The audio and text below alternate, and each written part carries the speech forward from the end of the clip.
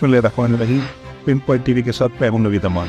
अगले इलेक्शंस के लिए तमाम सियासी जमातें अपनी तैयारियां शुरू कर चुकी और उन सियासी तैयारियों में Peoples Party, PMLN, PTI, JUI, ANP, MQN, GDA, BNP, BAP और बहुत सारी दूसरी पार्टियां हैं जो इलेक्शंस के लिए तैयारियां कर रही हैं। लेकिन एक हैरानकुन बात यह है कि किसी भी सियासी जमात के पास अवाम को देने के लिए कोई बयानिया नहीं और कोई ख्वाब नहीं है जो अवाम को वो दिखा सके। उसकी वजह यह है कि तमाम सियासी जमातें अवाम को पिछले इलेक्शंस के दौरान वो तमाम सियासी ख्वाब दिखा चुकी हैं, धोखे दे चुकी हैं और अब किसी सियासी जमात के पास अवाम को धोखा देने के लिए भी कुछ नहीं रह गया। मिसाल के तौर पर अगर पिछले इलेक्शंस में देखा जाए, PTI ने अवाम को नए ख्वाब दिखाए, धोखे दिए। आपके टैक्स का पैसा कभी चोरी नहीं होने दूंगा, ना इक़्तिदार से खुद पैसा बनाऊंगा, ना अपने रिश्तेदारों को, ना दोस्तों को, ना MNAs को, ना वजीरों, किसी को पैसा नहीं बनाने दूंगा। मैं इंशाअल्लाह मैं आपसे वादा करता हूं कि हम ज्यादा सूबे बनाएंगे, सोच समझ के बनाएंगे।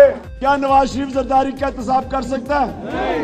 क्या ये इनको ने जो दोनों ने अरबों डॉलर बाहर रखे हैं, ये एक दूसरे का पैसा ला सकते हैं पाकिस्तान में? ये कौन करेगा? और जो चीजें अवाम को कहीं वो ना करके दे सके। मिसाल के तौर पे PTI ने कहा कि वो डैम बनाएंगे, 350 के करीब डैम बनाने थे, एक डैम भी नहीं बना। 20 यूनिवर्सिटीज बनाने का ऐलान किया, एक भी नहीं बना।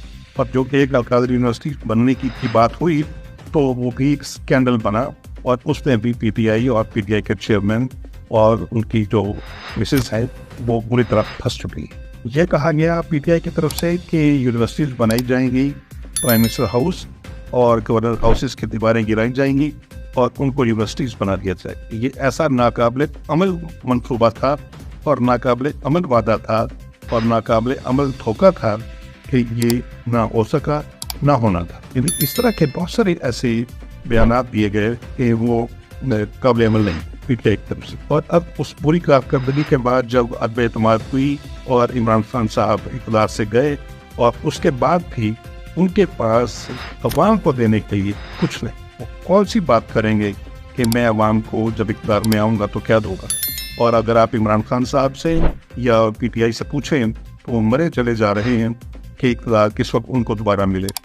तो आप अगर उनसे पूछे कि पिछली दफ़ा जब इक़्तिदार आपको मिला था तो आपने क्या कारनामा अंजाम दिया, आपने इस मुल्क के लिए और इस कौम के लिए क्या किया था, वो कौन सी चीज़ थी जो फखरी अंदाज में आप अवाम के सामने पेश कर सकते या अवाम के सामने आप रख सकते हैं। अगर आपके सामने कोई ऐसी चीज़ होती तो आप कभी भी इक़्तिदार जाने के बाद जलसे में वो साइफर वाला झूठा ड्रामा ना करते। आप वहाँ पर जाके सिर्फ ये कहते कि मैंने 3.5 साल में ये कामयाबी हासिल की है और ये मेरे अचीवमेंट्स हैं और मैंने अवाम के लिए ये किया है। आप वो बताते, अपनी कामयाबियों को हाईलाइट करते, ना कि फिर एक साइकिल के छोटे ड्रामे का सहारा ले। लिहाजा अब PTI के पास भी अवाम को देने को कुछ नहीं। उसकी सबसे बड़ी वजह यह है कि जो इकोनॉमी की बर्बादी हुई PTI के दौर में, उस PTI के दौर में उन्होंने जो एक के बाद एक वजीर खजाना बदला, असद उमर से लेके हमाद रज़ा को देख लीजिए, शौकत तरीन साहब को देख लीजिए, और कौन सा ऐसा वजीर खजाना है जो उन्होंने नहीं आजमाया लेकिन इकोनॉमी उनके काम में ना आई।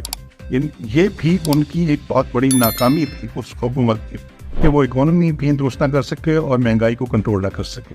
अब आप इलेक्शन में जाने से पहले अवाम को क्या नया नुस्खा देंगे, वो कौन सा नया चूरन है जो आप बेचेंगे और अवाम को यकीन दिलवाएंगे कि जब आप उनको मुंतखब करेंगे तो वो PTI या इमरान खान या PTI के जो सरबराहान है वो आपकी तकदीर बदलेंगे। उनके पास अब देने को कुछ नहीं। इससे पहले आप देख लीजिए कि नवाज शरीफ साहब ने इमरान खान की इक़्तिदार में आने से पहले एक ऐसा बयानिया दिया था और एक ऐसा ख्वाब दिखाया था जिस पर अमल करने की उन्होंने कोशिश की, लेकिन वो काबिल अमल नहीं था और न हुआ और उसका नुकसान मुल्क को भी हुआ, उनको भी हुआ, जमहूरियत को भी।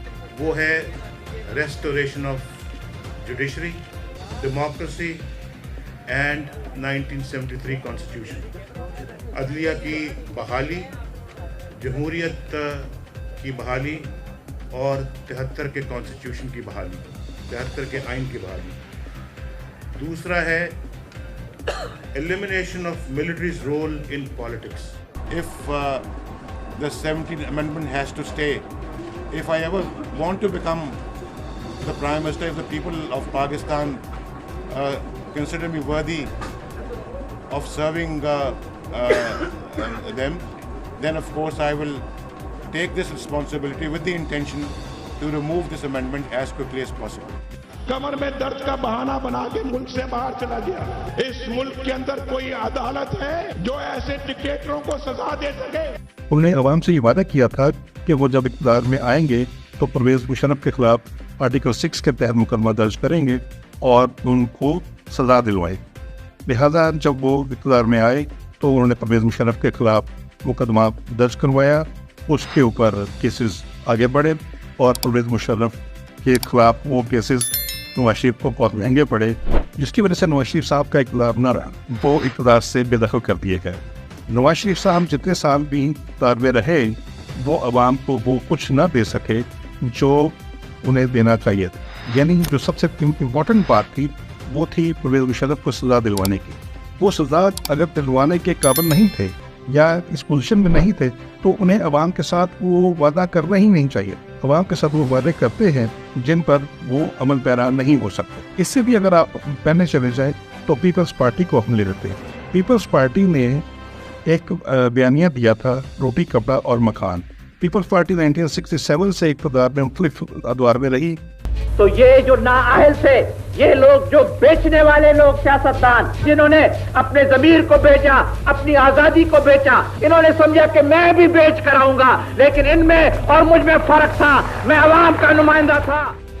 मेरे साथियों, याद रखो कि हम आपके साथ हैं, आपके साथ रहेंगे, आपके मुतालबों पर चलेंगे, आपके उमंग पर चलेंगे, आपकी मर्जी पर चलेंगे, आपके असूलों की खिलाफ वर्जी नहीं करेंगे और इंशाअल्लाह ताला पाकिस्तान को एक अजीम और बुलंद मुमलिकत बना के छोड़ेंगे. रोटी कपड़ा और मकान मांग रहा है हर इंसान. 2 दफ़ा बेनज़ीर रही, फिर असद ज़रदारी रहे. लेकिन आप ये देखिए कि पीपल्स पार्टी कभी भी रोटी कपड़ा और मकान अपनी अवाम को नहीं दे सके. पीपल्स पार्टी सिंध की अवाम को भी रोटी कपड़ा और मकान नहीं दे सकी. और आज अगर आप सिंध की हालत देखें और सिंध में भी अगर आप लाड़काना और नुडेरों की हालत देखें और अगर नवाबशाह की हालत देखें तो आपको समझ आ जाएगी कि पीपल्स पार्टी ने उस इलाके के साथ, अपनी कॉन्स्टिट्यूंसीज के साथ, अपने सूबे के साथ और इस मुल्क के अवाम के साथ कितना बड़ा जुल्म किया है. आज तक पीपल्स पार्टी का यही वादा है कि वो इक़्तिदार में आएंगे तो वो अवाम को रोटी कपड़ा और मकान देंगे. पीपल्स पार्टी के पास भी इस वक्त अवाम को देने के लिए कुछ नहीं. बेनज़ीर इनकम सपोर्ट प्रोग्राम उनके पास एक वाहिद कार्ड है जिसको वो इस्तेमाल करते हैं और वो कार्ड है जिसमें गरीबों को फंड्स कम मिलते हैं और उन फंड्स का ज़्यादा फ़ायदा वज़ीरों, मुश्किरों को और ब्यूरोक्रेट्स को होता है. और वो जो 2300 अरब रुपए का बजट है वो भी ज़ायब हो जाता है, जिसका मुल्क को, कौम को और गुर्बत ख़त्म करने के हवाले से किसी को कोई फ़ायदा नहीं होता. तो ओवरऑल अगर हम देखें तो किसी भी सियासी जमात के पास इस वक्त अवाम को देने के लिए कुछ नहीं है. इसके बावजूद आप देखिए PMN इक़्तिदार में आना चाहती है, पीपल्स पार्टी आना चाहती है, PTI आना चाहती है और बाकी तमाम सियासी जमातें वो उनके इत्तेहादियों के तौर पर इक़्तिदार में आना चाहते हैं. लेकिन अगर आप उनमें से किसी भी पार्टी से पूछें कि आप इक़्तिदार में आकर अवाम को क्या देंगे तो किसी सियासी रहनुमा या सियासी पार्टी के पास इस बात का जवाब नहीं कि वो अवाम को क्या देंगे. आप इलेक्शन में जाने से पहले अवाम को बताएं कि आपके पास अवाम को देने के लिए क्या प्रोग्राम है. तो किसी भी सियासी रहनुमा या सियासी पार्टी के पास अवाम को देने के लिए कोई प्रोग्राम नहीं. अब तक इतना ही. इजाज़त दीजिए. अल्लाह रखे.